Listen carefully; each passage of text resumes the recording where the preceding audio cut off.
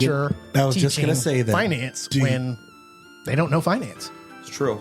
You know? True. That's where the tough part comes in. Yeah, there's a big disconnection. Then also, I think in the past couple of years, let's say I got to move this closer because I feel. There you go. Yeah. More echo. Oh, yeah. I feel like parents maybe had there was a demand factor for a good amount of time. I think in George Bush's era. You look good. Make me want to start dressing up again. I stopped dressing up, man. And I'm in t-shirt every day, dude. I wore this because I knew I was coming to see you, You bro. look fantastic. Appreciate that. You got that light pinks, call it salmon. Salmon. Yeah. I love it. Let's see. I've got ChatGPT ready to go if we need it. Let me get rid of that. That's good. Does your company have a website? Yeah, company website is portafoliocapital.com. Got it? Yeah, we're up. And welcome back to another episode of Key Factors Podcast, Real Estate AF, where the AF stands for And Finance. And I'm your host, Mark Jones, and we are powered by ReviewMyMortgage.com, the largest index of mortgage programs in the nation. And today's topic has a lot to do with finance, guys. I want to continue to bring you all new experts in different fields of not just real estate, but also investments and financial world. So I'm going to read this real quick for you because this is about the firm Portafolio Capital Management. Portafolio Capital Management is an independent wealth and capital management firm based in San Antonio, Texas, with over 12 years of combined investment and macroeconomic analysis experience. Our goal is to instill confidence in investing through how we view markets and our investment approach. As a registered investment advisor, RIA, and fiduciary, we are held to the highest standard when it comes to managing your money and are bound by law to act solely in the best interest of our clients. So without further ado, I'd like to introduce my guest today, Mauricio Sanchez. How are you, sir? It's good, Mark. I'm doing well, man. How are you? I'm doing well, man. It's been a minute. It's been a minute, man. Thanks for having me. Thanks for inviting me on. Yes. So those of you that are tuning in as of right now, a little background. I started working with Mauricio Sanchez at Woodforest National Bank inside the Walmarts. We were both the most good-looking, best-smelling cats you could ever find. But we are also slinging banking products before we even really knew what it was to be banking. But now that we're in our big boy skin, Mauricio, if you could tell us a little bit about yourself. Where'd you grow up? Where'd you come from? All that good stuff. Yeah, so I'm San Antonio native. Parents moved here when I was probably about a month old. Okay. I grew up in Alma Heights until 98. If you're from the city, you would understand the flood of 98 washed a lot of people out of the area. So my family being one, we moved to the north side, went to Clark, graduated from Clark High School, and eventually moved back, went to UIW, got my bachelor's in economics there, and spent a little bit of time in New York, a little bit of time in Austin, came back to town, and now this is forever home. San Antonio's always been home, but we're back. I'm back. Where you hang your hat. Where I hang my hat, man. I love it. So that being the case, let's dive into how you got into the field that you're in today. Because it's been a while. This is basically catching up with you. Yeah, man. It's been years for sure. So I originally started as a fashion major. Yeah. So I started at UIW. I heard UIW had a great program in fashion merchandising. My idea was, hey, get my degree here and try to get into, I don't know if you've heard of brand Diesel, but Renzo Russo was actually running the brand back then. A lot different from what it is today. I wouldn't want to work at Diesel today, but back then, Italian founder, big part of the brand. He was actually designing everything, and I was like, man, it'd be great to get a position here. So one semester in, I took a finance course because it's part of the curriculum that you take at UIW, and I said, man, this stuff is really like, this is where I kind of want to take my field to. So I ended up leaving fashion merchandising, and I went into their school of business. And I changed my major to economics and finance. They had a dual major then. And I did that during my studies there. I had a professor that had a profound experience, that had a profound movement in what I was learning. And I began to trade Forex during my sophomore to senior year Would you mind, Yeah. and I don't want to break up your story, No, but yeah.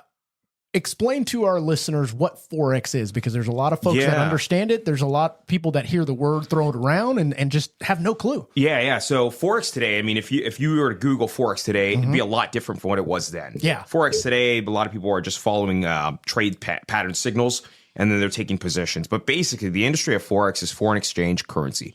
So what it is Forex is the short term for foreign exchange. Okay. Basically, it's brokerages that are pairing different currencies from different parts of the world. And then from that, you are able to take a position. So you're ideally betting on the appreciation or the depreciation of a currency based on, economic factors, typically economic policy, so monetary policy monetary specifically. policies, what happens in the Right, news right. in many cases. Yeah, what happens in the Fed. That's so right. a lot of what I was doing when in that Forex movement was really paying attention to what the Federal Reserve was doing here, the European Central Bank, the Bank of China, the Bank of England. So you have all of these banks that establish monetary policy across the world. Yeah. And every time that happens, you see currency pairs go haywire, volatility builds up, and that gives an opportunity for Forex traders to make money. Basically speculation on that That's market. exactly what it is. That's exactly what it is, man. But that's Forex in short. Wow. Okay. Back to yours, because you brought up another something that I want to kind of pry onto, but not yet. Please continue down your journey. Yeah. So profound experience with a professor. Started trading Forex between my sophomore and senior year. Years into it, I said, hey, it would be awesome to actually manage money, work for a firm, and then try to build my name in what I'm doing. And I ended up working in private wealth. It wasn't, we weren't making a market with the public, but it was more of a private office in Bernie. I was there for about 3 years, 2 years. What was the office? They're private. I would disclose the name, but everyone would probably know. Yep. And then I wouldn't want to put that position out there. But but long story short, I was there for a couple of years, and I caught wind of a couple of different firms hiring in New York. So my ultimate dream throughout this whole journey was to actually be in New York and participate in finance at least for a year. How cool. And to see how it was. Yeah, And, I remember visiting New York many times in the past and walking down Wall Street and just seeing all the action and people moving. And then all of a sudden lunch is done and there's nobody on the streets. Where are they? They're back in their dugout. Yeah, man. Trading. Energy there is nuts. There, so specifically downtown, I worked in Midtown. Midtown is more of the hedge fund world. Yeah. Downtown is where you see all the brokerages, the market makers. But we were in an office with a couple of other hedge funds in Midtown off of 55th and 6th. Okay. If you've gone recently, you've probably seen the Love statue. Yeah. So the Love statue downtown used to be, not downtown. Midtown used to be on 55th and 6th. We work at the building right next to it. Oh, wow. Yeah. Okay. Wow, man. Yeah. New York is a magical place. I will say that I am one that does like going to New York in small doses. Same, man. There's no way I could live there. It's just too much walking, too many people, too much garbage on the streets, et cetera, et cetera. It smells. It smells, man. Yeah, it smells. That's probably I didn't live in the city specifically for that reason. Right. It was like there's too much people walking around that I don't want to interact with, and then two, it smells like it just smells. It does, yeah. And being in Brooklyn was just good. It kind of puts things in perspective. Us being in Texas now, everything's spread out. We've got garbage men that come across every so often, et cetera. Whereas New York, they throw everything onto the streets, and then the garbage man comes around like once a week and picks up all their shit. Yep, and you smell it, man. You're walking anywhere, and you see piles. What is it like? Probably like a good ton. of garbage that's sitting on the corner right next to your apartment. Nuts. Yes, it's a little bit better if you go during the winter because the stench is not as pungent, so to speak. Truth. So when you were in this transition, kind of soul searching, but still knew what your end goal wanted to be, were you making any money at that time? I mean, what was that like? At first, you don't. At first, you're a coffee fetcher, man. And this is kind of what's established my foundation on how I do my mentoring. But ideally, you're fetching coffee, you're making $300 a week. Yeah, I believe it. And basically, if you don't want to tell you, well, cool, get the fuck out the door. Right. And that really establishes the precedent of what you're getting into. Right. And it's really more of a respect thing than anything, because, you know, you're making crap money. Yeah. And there's no question about it. There's no way of living in New York if you're making crap money. But the idea is get your license, get on the phone and begin to sell, make a market. Sure. We were doing high yield bonds back then. Gotcha. So we're selling Logan's Roadhouse. There was a company called Dex Media, a few others. But we were basically pitching. We were pitching stock and we were pitching bonds. My team was ideally focused on pitching bonds. But yeah, to answer your question, you're making minimum money until you get licensed. Really how it works is you're a coffee fetcher, the leader of the company, which is we're in an office. If I could put this into perspective, this is the Wolf of Wall Street. Yeah. You're in an office with 100 guys. I was just going to say, it's like Wolf of Wall Street, boiler room. It's 100% boiler room. Yeah, there's a story that goes behind that, and we'll talk about that later. But basically, you're going into an office with 100 guys. There's 6 girls that are each of the admins for the senior brokers. Gotcha. So you go in there as a coffee fetcher, as a lunch fetcher, and ideally one of the 6 either like you or don't like you, and they what they say is like they adopt you. Sure. So I was adopted. Fortunately, I think probably about a month into my thing. Some people don't get adopted. Yeah, until that's like 3 pretty months, quick. man. Yeah, and basically when you get adopted, it's basically It was your good looks and the great smell. maybe the great smell, man. It was funny, man, because I would walk into like we'd leave the office or we'd get into the Smells office. really good. He really Smells does. great in our booth right now. Smells really good. We'd get into the office, man, and I would run into this guy. I didn't know who he was, but he would give me a hard ass look every day. I'd run into him in the elevator, and then leaving the office, I would run into the elevator again, and he'd just look at me, and he'd be like, and I'd be like, "What the fuck am I doing? Like, what? Am I doing something wrong?" So, like, a couple of weeks go by. Like I said, a month later, I get called down to his office, and he's like, "Hey, you're joining my team. You're not listening to anyone. I'm paying for your licenses," which is like the big woo, right? Because you're like, now I'm not going to make shit money. Yeah. But yeah, long story short, or you hope, right? Yeah, but long story short, you make crap money until probably with me, I think it took me 45 days to actually get my license. The reason why I asked that, to put it in perspective for the listeners, is there's a lot of realtors and lenders that watch and listen to this podcast. Yeah. And a lot of the experts that I have on here continually bring up the concept of, when you're new to the business, you almost have to have the passion for working for free or very little so that you can learn as much as you possibly can. Thinking that you're going to get your license and all of a sudden be a runner and a gunner. Does it happen? Sure. Especially with social media. But then when you run out all your gas, you forget how to do the basics, how to do this, how to talk to people, how to sell basically. And in your line of work, that spectrum, it's almost the same, but it's encouraged to have that in place. Not necessarily a hazing period, but hey, man, you got to earn your stripes. Oh yeah, yeah. It almost drives us insane to where a brand new to the business realtor or lender is all of a sudden seen as equal to somebody that's been doing it for years, and that's just not the case. Right. So you're saying your industry, people that get licensed and they go in, they're already on the level of everyone else. Yeah. In perception wise. Okay. We know that they don't have the layers of ass whoopings that we've taken, all the tragedies and landmines that we've stepped on throughout our career thus far. But putting a social media post out saying that I'm now a realtor is going to get you business in some way, shape, or form over an experienced lender that can actually advise you, understands the different programs, the ins and outs, can see into the future of, I'm looking at a credit report, that's going to be an issue. Let me raise that question now. Whereas newer to the business, they're not even going to know. It's going to go through their operations team is going to be the one that goes, hey, did you see this? Right. Type concept. Right. Yeah. And I mean, I think it's important to have someone that's experienced. I mean, specifically in my world too.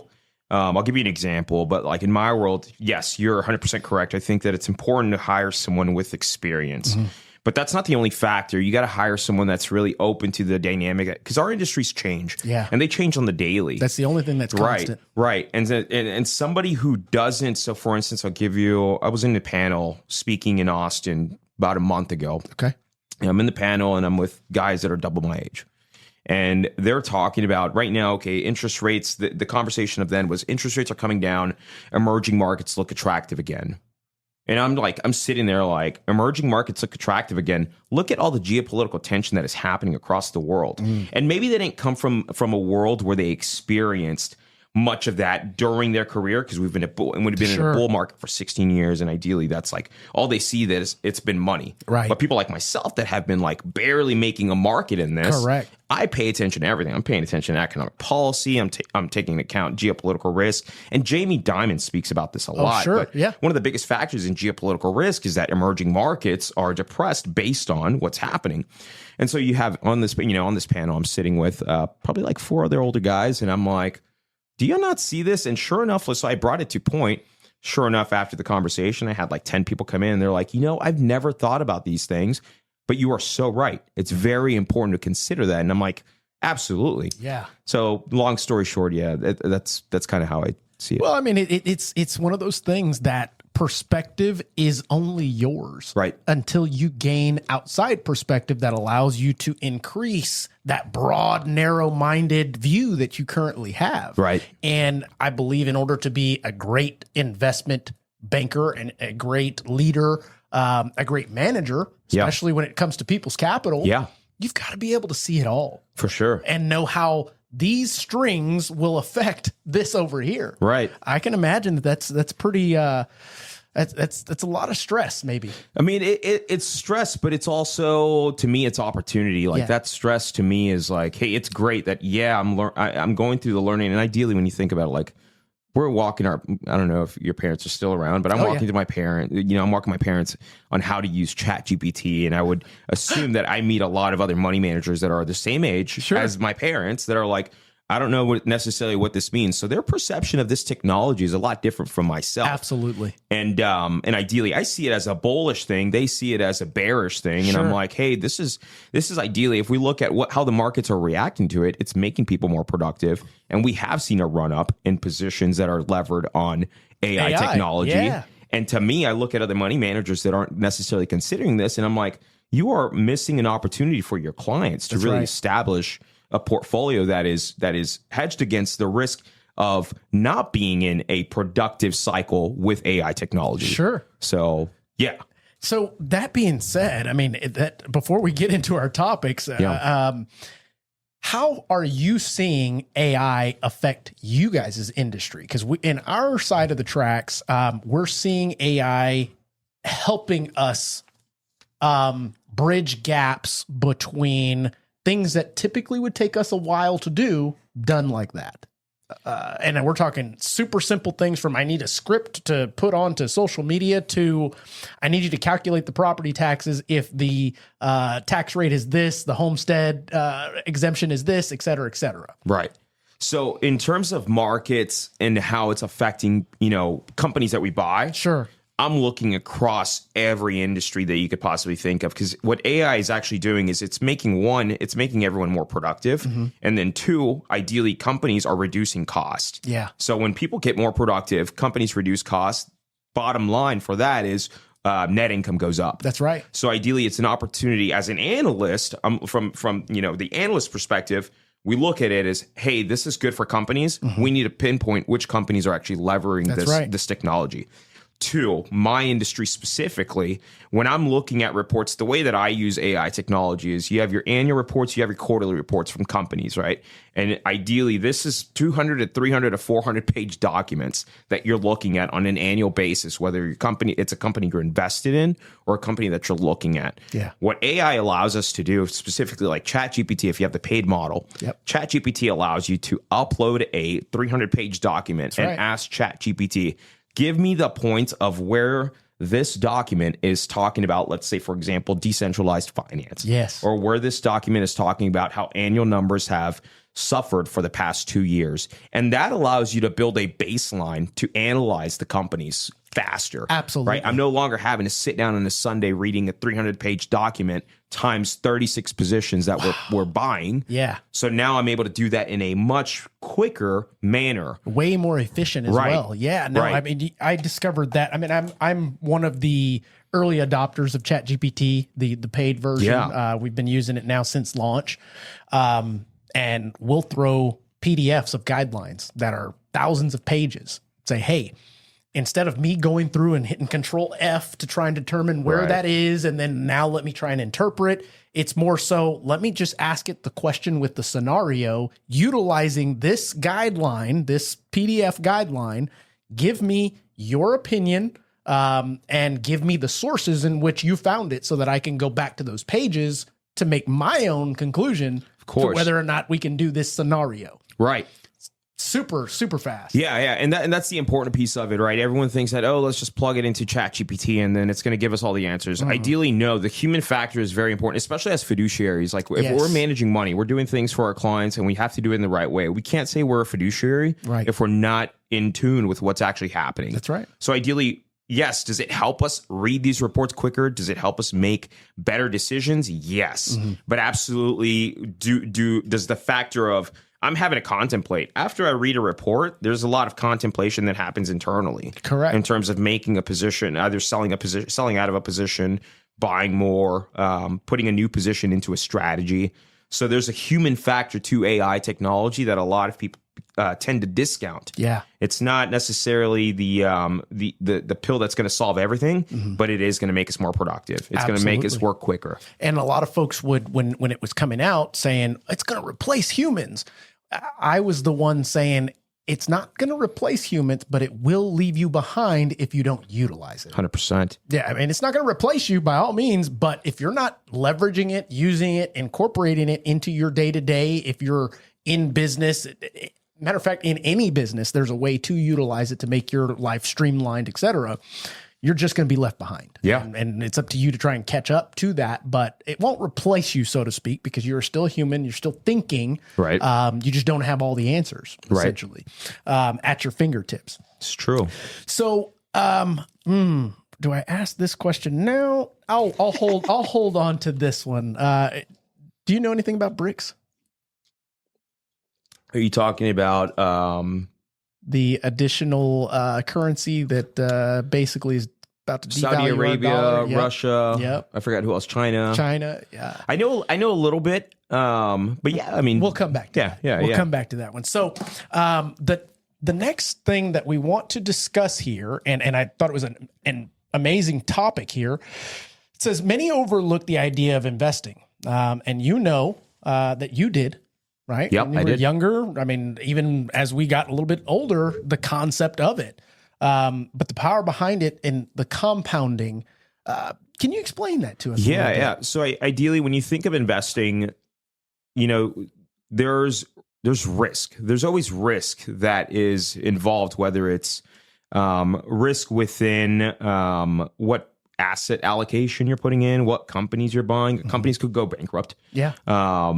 Industries could go bust for a period of time, right? If an administration comes in, there's different risk factors that exist within a portfolio. Right. And when you compile a portfolio, when you build a portfolio of assets, there are measures of risk that you should probably be in tune with.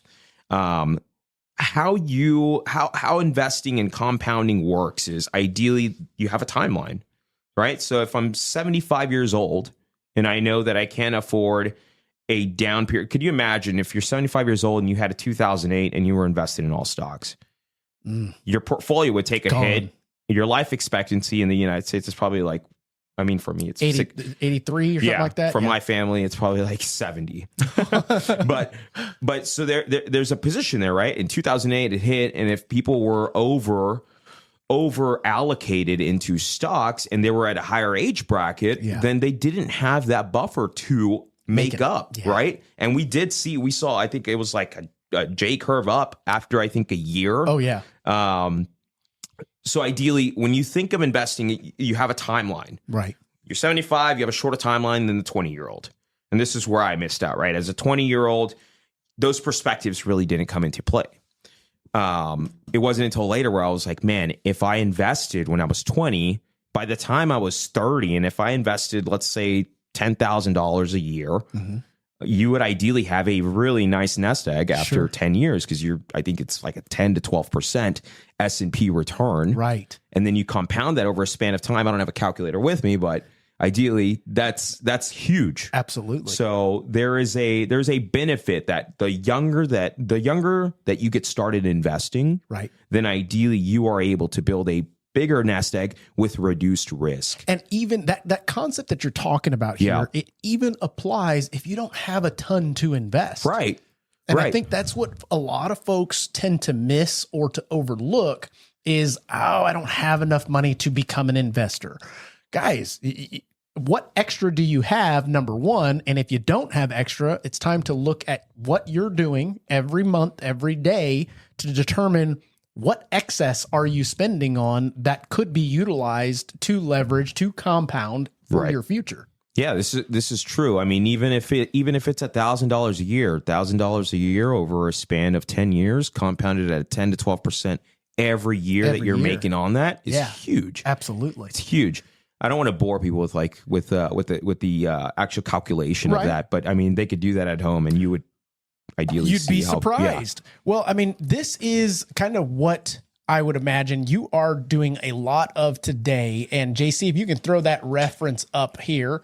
So tell me about Portafolio. Yeah. So we have an investment philosophy, and you can click on this if the viewers are watching this, but we have an investment philosophy that domestic markets, basically markets within the United States, are superior. Okay. That's one kind of factor into it. Two, equities markets are superior than to any other market. Okay. So when you think of a bond portfolio, portfolio, back in the day when you and I were young, the status quo of a bond allocation was always like the 60-40. Yeah. You had a 60% equity position, 40% bonds. So that way you're kind of hedging that risk. Correct. Our investment philosophy is completely different than that. And we could read the top 5 principles that kind of guide us, right? So we believe domestic markets, equities markets are superior to any other segments of the United States economy in terms of liquidity and long-term wealth generation. Diversification, of course, allows us to minimize unsystematic risk inherent in the equities markets. Specific sectors of the market behave differently in times of expansion and contraction. A well-positioned portfolio maintains a long-term outlook and keeps an open policy to shift in and out of positions within the sectors of the economy. And then the last one is, of course, I don't know if you've heard the term, don't fight the Fed. Yeah. But basically, Federal Reserve monetary policy affects investment securities and should be acknowledged. Absolutely. So that's kind of a huge factor in how we position portfolios. But these 5 principles are kind of the tenets that guide us on how we invest into markets. And I am actually super thrilled that your last one, which I believe is one of the most important ones that many don't even consider. They want to give their 2 cents about it, but then they don't take any actions based on what just took place. Right. The Fed. We know that during the pandemic, the Fed dropped their rates to 0, so there was free money, so to speak. Yep. How many people took advantage of that? Probably not too many. Yeah. Not many. Either because they were being ignorant or just didn't know. I think maybe both. Maybe both. Yeah. Simply because, well, you also have those that maybe knew or could see and were scared. Fear tends to get us to not do anything. But I can tell you that the Federal Reserve and their monetary policies and what they drop and raise do affect the mortgage and real estate markets. 100%. If you don't mind, could you tell us kind of how that works? Yeah. So basically, we have what's called, I'm not going to say quarterly because it happens more frequently than not, but basically the Federal Reserve publishes a calendar. Mm-hmm. In that calendar, they meet for 2 days, and then one of the last day that they meet, the Federal Reserve chairman comes out, speaks, and says, hey, our FOMC, which is a committee of all the regional banks throughout the United States, mm-hmm. they implement a policy of either holding rates, raising rates, reducing rates based on economic data that's coming out. Typically, it's jobs, unemployment rate, inflation numbers, inflationary data. So there's a list of a lot of data, and we publish a lot of that on our website. Okay. But there's a list of a lot of data that the FOMC looks at whenever they establish monetary policy. Yeah. But everything, in short, Fed funds, everything is kind of pegged in the United States. Everything is kind of pegged on Fed funds. Yeah. Right. The lower that Fed funds is, mm-hmm. the more liquidity is within certain aspects of certain sectors or certain places in the economy. Yeah. And that allows people. So you tend to see when rates are low, people are buying more stocks. There's a wealth effect to that. When rates Correct. are high, stock markets are a little more depressed. And that ideally, I mean, when you think about it, what is the true essence of what's happening there? Rates are high. It's harder for companies to use whatever capital or borrow capital to infuse back into their business. Correct. So that slows companies down. This is why during an inflationary period, the Federal Reserve raised rates, right? Because they're trying to cool the economy. Correct. And that's actually what is still happening to this day. And a lot of folks, I get this question 10 times a day, is when are rates going to come down? And my explanation, and you can tell me if this is accurate or if it needs a little fine tuning, is guys, if they were to drop rates down tomorrow tremendously, we would have a bigger issue on our hands. And the reason why I say that is if I look at real estate, if rates currently sitting, let's call it 7% right now, prime rate. If they drop down to 5% tomorrow, meaning the Fed cut a whole point, that everybody went, woo, all right. Right. What it's going to do is basically induce all the folks that are sitting on the fence waiting to buy. We're waiting for rates to drop. They're going to jump in the market. What does that do to the price of real estate? Right. Everything shoots up through the roof. So it then would trigger even more of an inflationary period for us. Yeah, you're not entirely wrong on that. Okay. So ideally, housing is an aspect of the inflationary data that they're looking at. Okay. Right. They want to slow down markets. Housing is one of them. They want to make housing a little bit cheaper because it's crazy right now, right? Or whatever it is. So yes, you are correct. Housing is a component of what they're establishing, setting policy to. Okay. What additionally could I, moving forward, add to that would make it even more valid? Because I don't want to pretend that I'm something that I'm not. Yeah. I'd rather just say, hey, you know what? Just call Mauricio. Miles got you. Look, I think you're 100% correct on it. I think you can add that not only does it affect housing, but here's the scary part. And the Fed has established an interest rate reduction policy now going out of, I think it was 2 meetings ago. Right. Last week, they dropped a quarter of a point. We're at 4.5 to 4.75 range right now. Before that, another 50 basis points. Correct.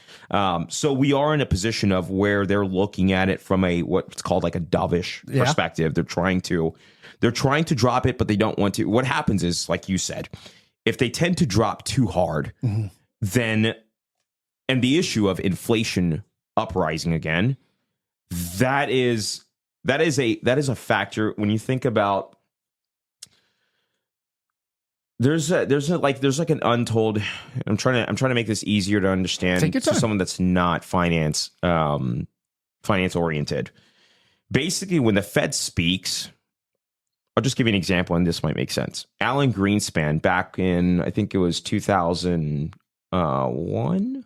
Yeah. 2001. 2001-ish. Right. Somewhere around there. Alan Greenspan, there's an unspoken nature to what, and Alan Greenspan, for those who don't know who it is, it's the chairman of the Federal Reserve back then. Yeah. If we was could replaced by Jerome Powell, you guys. Right. Well, actually, it was Bernanke, Yellen, and then Jerome Powell now. But basically, there's an unspoken nature to how people view the chairman of the Fed, right? And it doesn't necessarily always have to be on about what they say or what they establish in policy, but maybe about what they're doing. Back then, they would look at Alan Greenspan walking into the Federal Reserve Bank right before an FOMC meeting, and they said, if his pamphlet is, if his notebook is fat, then he's getting in there ready to try to convince his Federal Reserve regional bank members that inflationary pressures are high and they probably need to reduce rates. Now, this is something the market just began to formulate about Alan Greenspan. Okay. This wasn't like set in nature, right? It's just the markets make their own understanding about what's happening. Sure. And then the markets react. This is why you hear the term, the market is pricing in a lower 30-year yield on the federal treasury. That's exactly correct. Options, right? And kind of to help in that regard, on the mortgage side of things, guys, when we see Jerome Powell walk out and give his announcement, we as mortgage bankers have already priced in what we anticipate him to do. So it's not like, oh, Jerome Powell just lowered rates a quarter. Guess what? We already anticipated that, and we did it before him.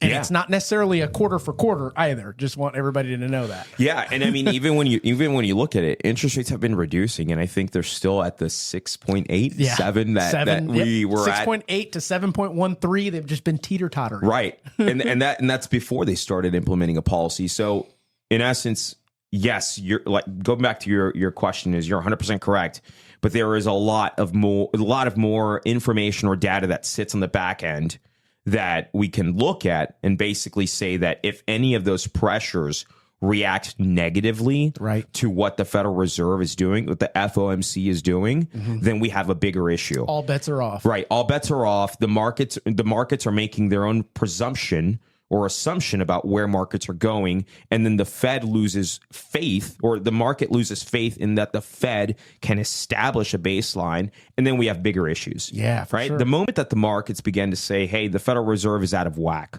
like they don't know what the fuck they're doing. Right. That is a moment that we should be worried about what's happening. Yeah. When markets begin to price something like that in. And that's kind of what, I'm not going to say it scares me, but it's something that is concerning about this BRICS thing that's happening. You're seeing the 10-year bond go up, meaning we need more people. We need it to be more attractive for people to invest into our 10-year bonds. And typically it's outside markets that invest in those for the most part, but it's not necessarily affecting mortgage rates, which is totally contradictory to what we normally are used to. And it's like, okay, is our value becoming weaker? Ideally, I mean, think about what we've been doing fiscally, right? So we have two policies that happen in the United States. We have monetary policy, which is established by the Federal Reserve, and then we have fiscal policy that is established by an administration or the legislative branch, the Senate, passing laws to stimulate the economy. Yeah, two very unelected. Different, right? two very different things. But ideally, what we've seen is whenever you see, for example, in 2008, fiscal stimulus checks went out.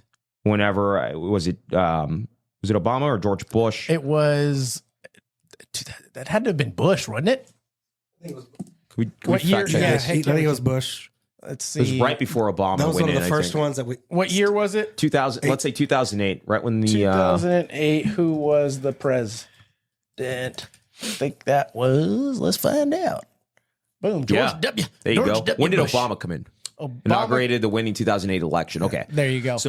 So whenever the economy was being hit by the crash in 2008, fiscal stimulus checks were written and sent out. That's right. Why? Because they were trying to stimulate the economy because it was getting depressed. Yeah. Right. The economy was going into a depression, and they were like, we need to do something to fix this issue before we have bread lines. Right. That in addition to bailing out the banks. And that's a whole nother story in itself. But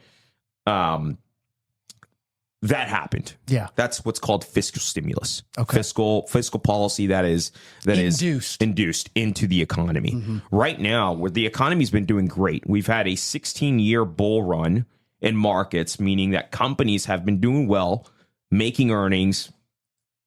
You know, the stock market is great. Right. And we still had fiscal policy that has been putting money into the pockets of the citizens. Yeah.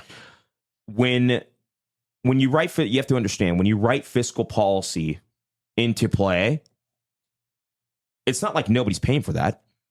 Our debt goes up as a nation. Absolutely. Right? So U.S. debt goes up during the cycle of that. Matter of fact, we had two episodes back to back just discussing. We had the national debt calculator up on the screen, and we just dissected the shit out of it. It was like mind blowing to see how all of these figures stack up and are relatable to what we do every day. And we go, whoa, let's put this in perspective for you.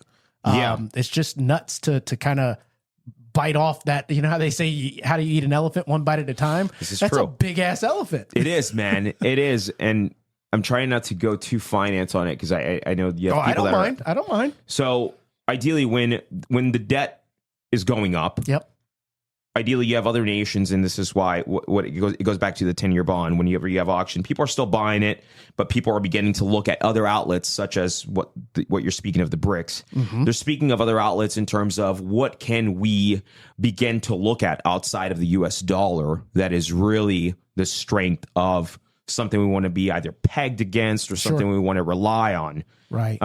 When they see the debt goes up, that is worrisome. Maybe not in the short term, but in the long run, our generation specifically will definitely pay for the price of that. Yeah. Your kids will pay for the price of that. My nephew will pay for the price of that. And then their generations going forward, unless we begin to ease off of the fiscal stimulus factor in terms of what these administrations have been doing. Correct. But yeah, scary spot.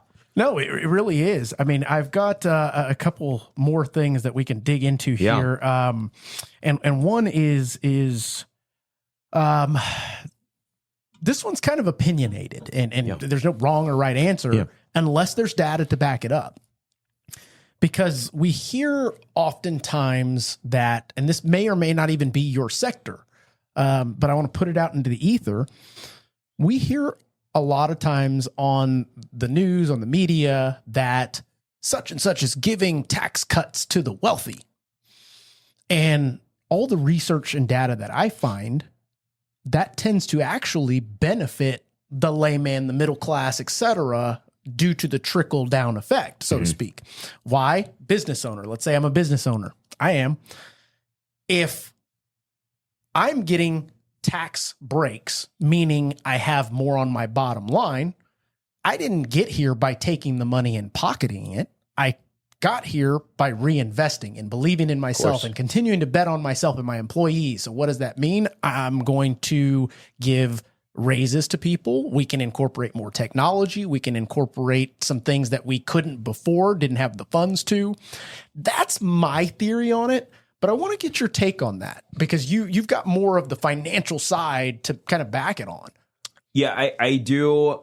If you look at it, is there a trickle-down effect to an easier policy on corporations? I would say yes. However, there's a number of other things that you have to look at in terms of, hey, are the normal citizens that maybe aren't necessarily entrepreneurs or business individuals that are owners of businesses benefiting from it? There's a lot of other factors that you would have to look at to make that decisive decision, right? Sure. But do I think that there is a bullish signal, meaning that is it good for markets? Is it good for companies? Is it good for entrepreneurship? Is it good for businesses who are hiring people whenever you have policies that are either hands off or easier in terms of being taxed too hard? I do think there's a benefit in that because we look at the end of the day, we're looking at our P&L. Yeah, that's right. And we're trying to figure out where can we profit from, where can we cut losses? And this comes down to the productivity thing. This comes down to all the factors that establish our bottom line in terms of a business, right? Net income is at the bottom. That's right. What can we reduce in terms of cost of goods, in terms of overhead, in terms of, am I going to hire the person who's actually educated in real estate opposed to hiring someone that's just coming into the industry that had left another industry and doesn't know what we've dealt with for the past 10 years. That's right. You look at all those things, and those are the factors that I'm speaking of. But yeah, hands-off policy or easier tax incentives for a business. Does it help an economy? I wouldn't combat that at all. But there are a lot of factors that exist. No, I think that's pretty dead on and accurate because most business owners, and I don't know why we do this, but in times of crunch, we do tend to look at where we can cut to save instead of looking at how do we make more revenue to combat that. Right. Which is odd. Yeah, I mean, we look at both ways, right? I mean, people that own businesses, we do look at, okay, what can we create a bigger income stream by doing what, right? Like we look at it, but what does it take for you to look at? It takes time. It takes time where you're taking out of running your business to actually begin to strategize. To work on your business. Right. So the easiest thing to do is to cut cost. That's right. And then when you're slow and you're like, okay, you have time, Now you have an opportunity to strategize and build bigger income streams. That was a fantastic observation, and I didn't even put that together, but I think you're right. As a business owner, you are correct. We are constantly caught up in the day-to-day of doing business that it does take time to work on the business. So you might as well just do what's easiest and quickest, right? Cut some cost. Yeah. I mean, this is the same policy that I look at whenever we're buying companies, right? Whenever you buy a company, and you'll see, like, for instance, like the corporate raiders like Carl Icahn, Bill Ackman, whenever they buy a position into a company and they revamp the board and they hire a new CEO, why are they doing that? You got to think of it, right? There is a strategy factor. There is a mindset factor that these companies, whatever they've been doing for a certain amount of time, probably hasn't worked for a reason. Right. And there's no way to change the mold of how somebody has been running a company other than to get rid of them. Right. That's right. So we see that a lot. So when you hear company news, typically if a company has been depressed for, like, let's say a cycle of like four quarters, and you're like, well, what's going on? And then suddenly you hear news comes out on CNBC and they're like, hey, the CEO just got ousted, and you see the stock just jump. Disney, right, for example. Right. So you see those things happening, and that allows a company to do better. And then us as investors, when we buy into an opportunity like that, it gives us the opportunity to grow with that change. And that right there almost reminds me of, was it The Big Short? No, it wasn't The Big Short. It was, oh gosh, what is the other one? Wolf of Wall Street. Wolf of Wall Street, where Matthew McConaughey says, it's a Fugazi. It's a woozy. It's a woozy. It's a woozy. Why? It's basically propped up on what people believe to be true, so much so that they're willing to bet their dollar on it to a certain extent. Yeah. I mean, like, when you think of companies, right? Like, companies could be doing great. I mean, let's talk about them. Warren Buffett. Recently, Warren Buffett pulled all his money out of the sucker. And everybody's going, what the heck's going on? What did he sell a lot of? It was like Amazon recently? He sold out of it. I think, let me see if we can find that. Recently. This happened like this week or last week, wasn't it? It was maybe a week ago. Recently, Warren Buffett liquidated his stake in many companies. How much was it, and did it move the market? And that's kind of what I'm getting to, is how can somebody have so much of a position in and an influence on the markets that it moves the whole markets when they do something? It's like, oh, he's breathing again, or he sneezed. What are we going to do now? Yeah, I mean, when you think about it, I think the SEC makes everyone that's a 5% owner or above, you have to file that you are a majority owner when you just own 5%. That's crazy. That's crazy, right? Yeah. So this says, and it gives us two answers because it always likes to know which one we prefer. But it says Warren Buffett, Berkshire Hathaway has significantly reduced its holdings in several companies over the past year. Notably, the firm sold approximately $127 billion worth of stock in 2024. And that was super recently, including a substantial reduction in Apple's stake by nearly 2/3. Bringing it down $69.9 billion. Additionally, Berkshire sold $34.6 billion worth of stock in the third quarter, notably including significant sales of Bank of America shares. So, I mean, that kind of stuff that happens. Right. I'm seeing how much he sold in Amazon.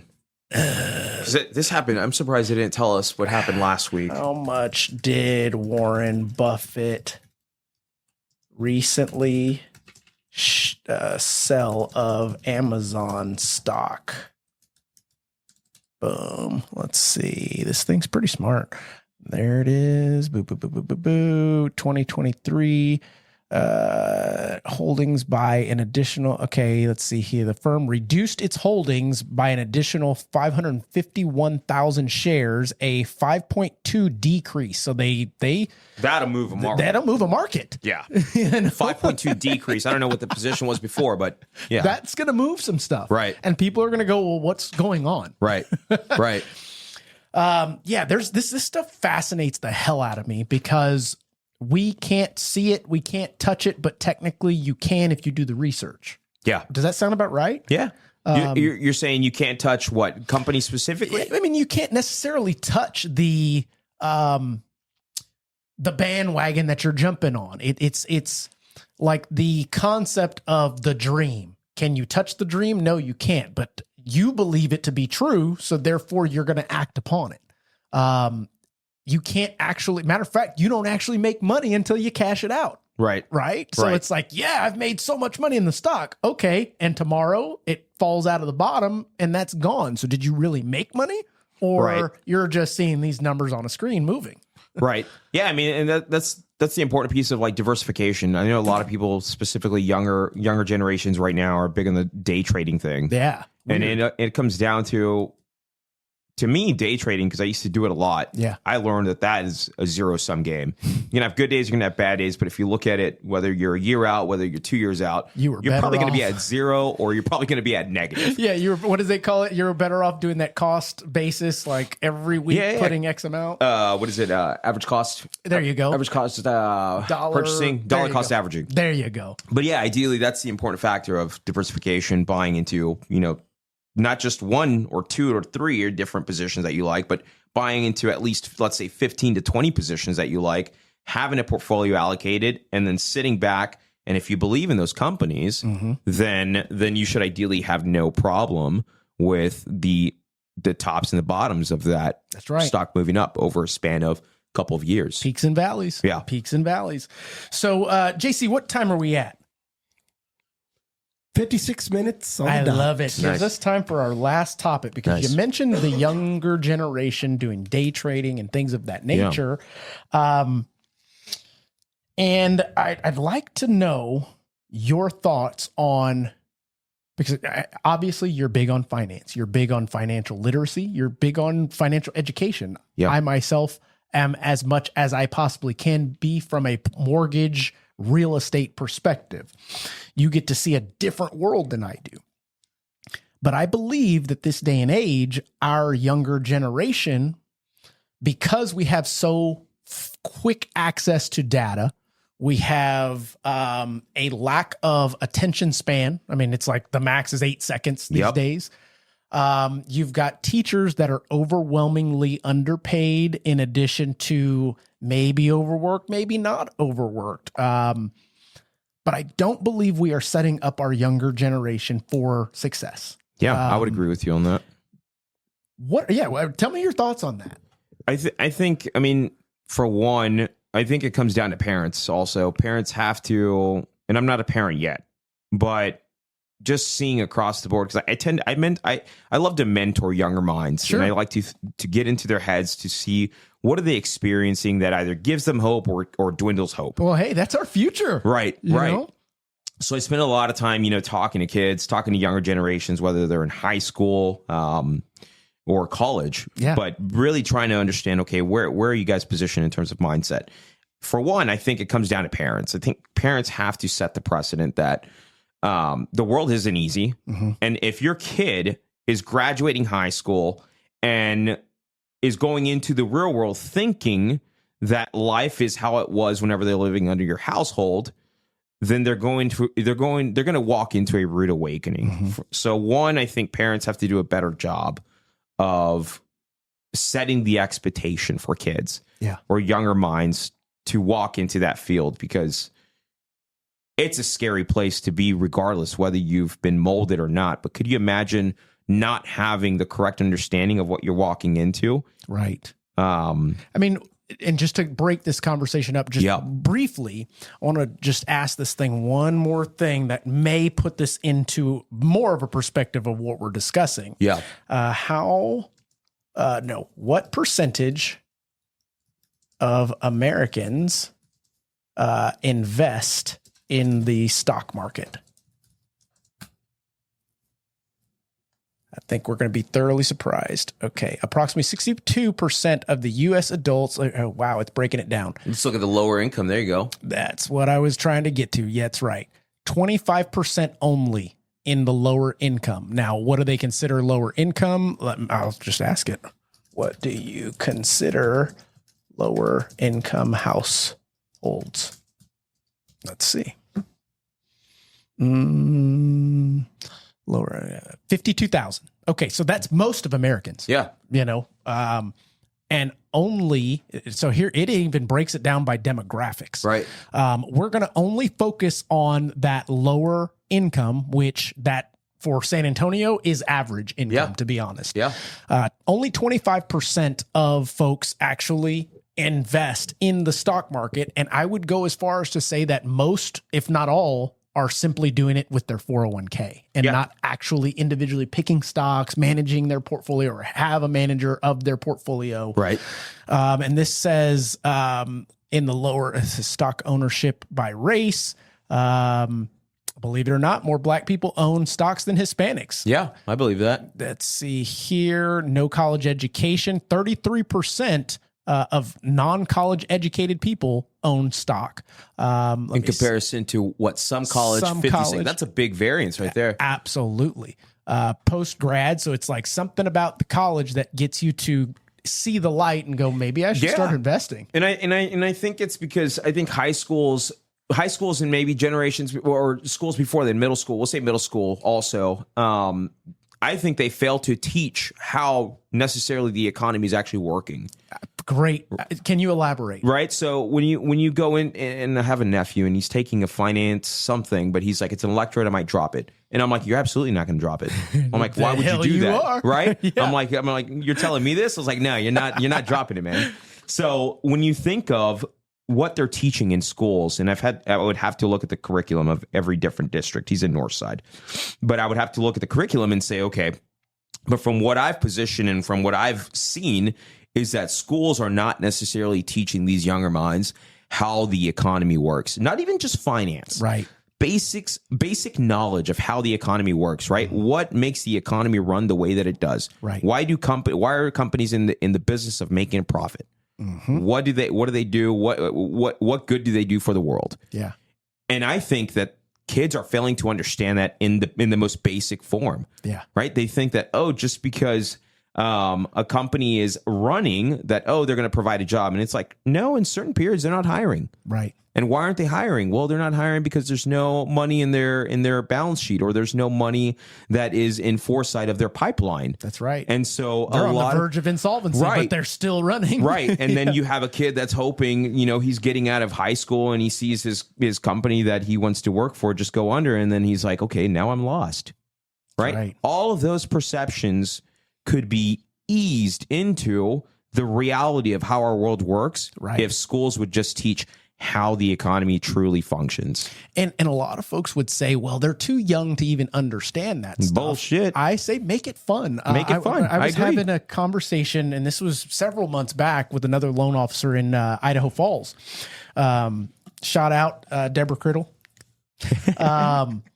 She had a genius idea. She said, why don't, in elementary, we start off with having the kids come in and they pick from a hat or something with a bunch of different professions. Mm-hmm. Boom, you pick it out, and fireman. Okay, great. So for this month or this year, this quarter, whatever the time period is, you are going to get a paycheck based on that career field. Mm-hmm. And you've got to have a budget, and you're going to pay rent, or you're going to pay mortgage, and you're going to pay auto and your light bill, et cetera, et cetera.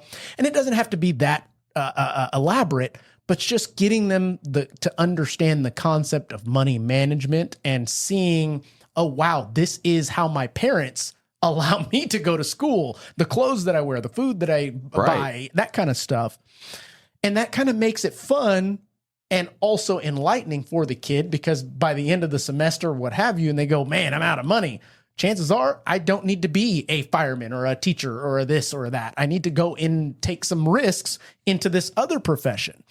Then you've obviously got professions that are commission only, entrepreneurs, things of that nature. But what I do think is a practice like that would get the young minds to start thinking the way that would lead them to open the doors, or at least be intrigued by, what does that mean? What does, if I do this, what are the repercussions of it? Yep.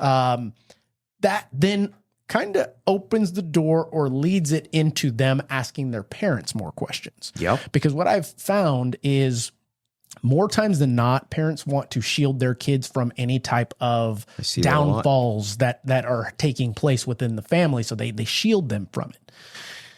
Then when that kid grows up and has their first windfall, they don't know what the hell to do. Right. And they think it's the end of the world. Kind of like what we're seeing right now, where participation medals seem to be the buffer for getting a good solid ass whooping. Yep. Type concept. Yep. I don't know. I firmly believe that there needs to be something implemented within younger generations, elementary, middle school, that I know that I didn't receive. Yeah, I received it from my parents straight up. They were very transparent. I'm appreciative of it. At the time, I'm like, God, man, why do I need to learn this stuff? Right. But fast forward, many other peers had no freaking clue what I'm talking about. Right. You know? Yeah, and the reality is that some families have it harder than others, and there's no doubt about that. Mm-hmm. But it's very, to me at least, it's very important to.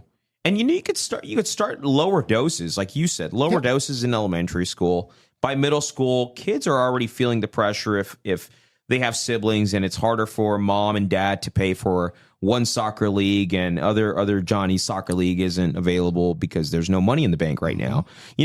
Kids begin to feel the pressures of that in middle school. And so it's important to talk about the economic factors, in my opinion, of why is it harder for you? Why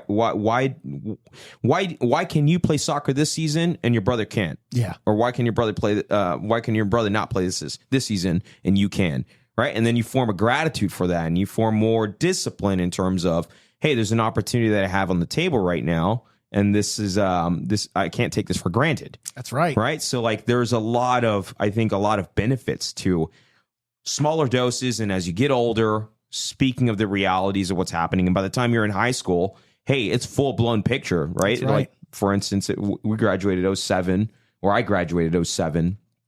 From high school right before the crash. And then the crash happened. Luckily, I was going into the field of finance where I learned a lot of those things, but I couldn't imagine not studying finance during that time. Yeah. Where I'm just watching like markets are going haywire. They're speaking about, we're about to have bread lines if it's the end Timothy of Geithner, the world. yeah, dude. Like, I mean, all these things start happening. Like, man, I'm lucky that I was in finance classes during those periods, because if not, I would have been like, We're done. stressing out. That's right. Because I wasn't prepared for that during high school. And they say that anxiety is an all-time high and depression's at an all-time high. It's like, well, I can see why. We're shielding the next generation from real life. Yeah.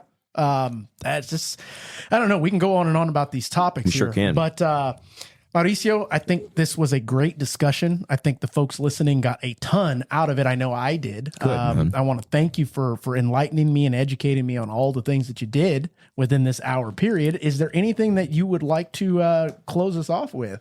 No, just thanks for having me on, Mark. I appreciate it. It's always good catching up. If anybody has any questions, they could find my contact on my website, portfoliocapital.com. And tell us exactly what you do real quick as we close this out. Yeah. Basically a position. If you have Talk right there. If you have long-term capital, anything that's exceeding 3 years, when you think about money, anything that's exceeding 3 years should not be sitting in a bank account, because you have inflationary pressure that lowers the value of the dollar. And so ideally, it should be diversified within an asset class, whether that's stocks, bonds.